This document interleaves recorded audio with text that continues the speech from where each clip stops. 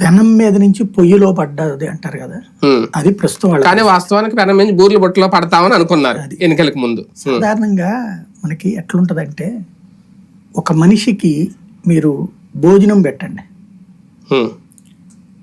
బాగుంటది, ఆకలితో ఉన్నవాడికి అన్నం పెడితే.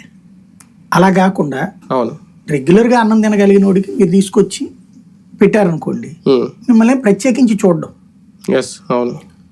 యాక్చువల్గా జగన్మోహన్ రెడ్డిది అది అయింది. అంతకుముందు మామూలుగానే ఉంది, ఏం ఇబ్బంది పెట్టకుండా చూసుకున్నాడు.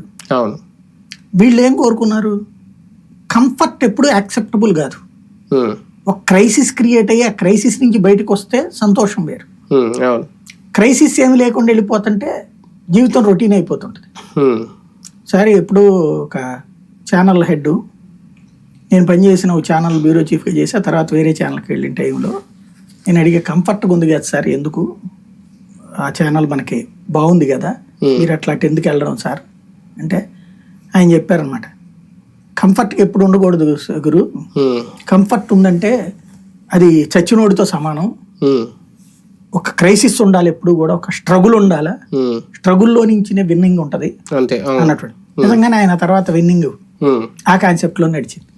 అట్లాగే వీళ్ళకి ఒక స్థిరత్వం వచ్చేసింది. ఇప్పుడు అంతకుముందు ప్రభుత్వ ఉద్యోగులు అంటే హైదరాబాదు, తెలంగాణ